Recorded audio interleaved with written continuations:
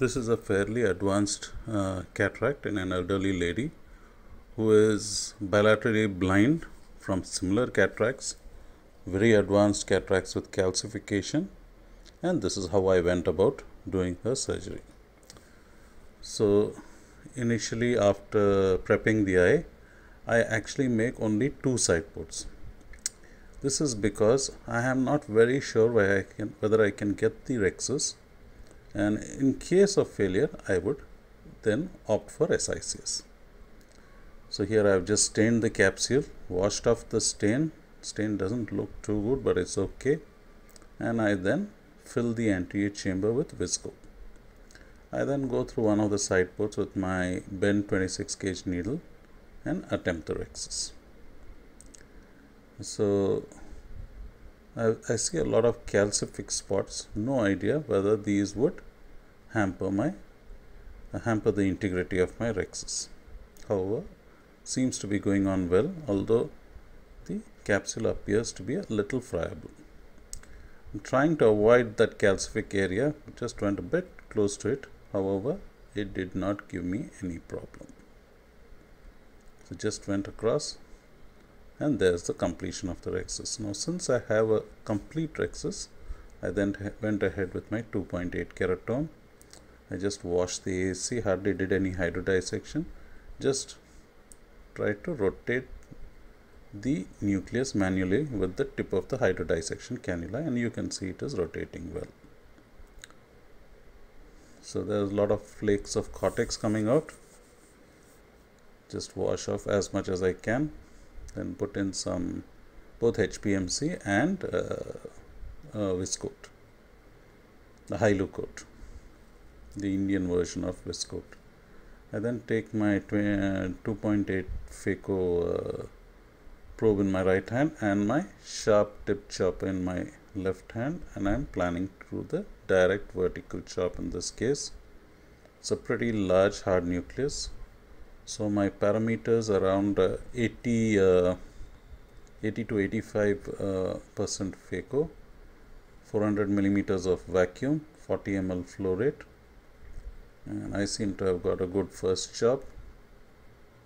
So go ahead for my second. It's difficult to control this mobility of the nucleus as there is no epinucleus holding on to it. However, it's such a large nucleus, so it's not that bad. So just rotating. I'm not very sure about the integrity of these zonules, so I have to be a bit careful. Should not take too many chances. So as you can see, when I am laterally separating, I am being very careful not to overdo it in my enthusiasm. So I plan to make at least 6 pieces. I think that would be a good number in a case like this. If you can make more, well and good.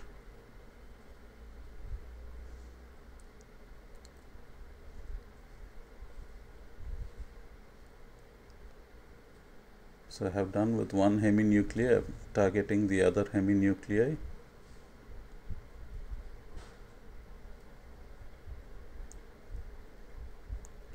That was a bit of a lamellar chop towards the center, but it's okay. I do have good chops all along, so there are some central fibers which I'm not too worried about.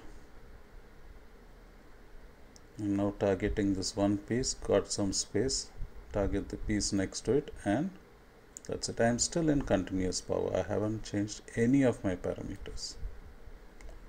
So in cases like these, I try my best to finish it at one go. I don't keep on coming out of the anterior chamber. You do not want a small pupil in these cases. It makes the job that much more tough. And that's it. All done. And look at that calcific cortex there. Okay, that's also got out with the Phaco probe itself. And then I think the use of my Phaco tip is over. I take my bimanual. There is hardly any cortex, but there is some. So These are cases which you have to be extremely careful during cortical aspiration, because you can pull out the entire fornix if you are not careful.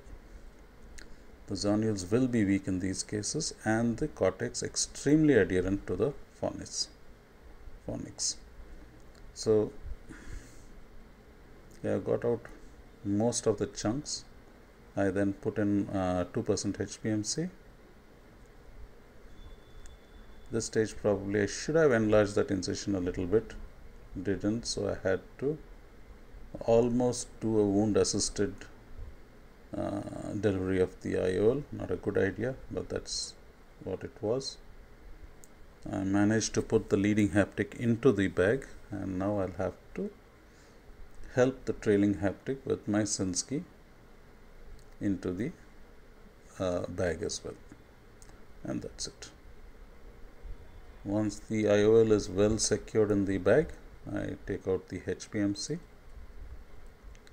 put in my intracameral antibiotic, hydrate the incisions, and conclude my surgery. Thank you so much for watching.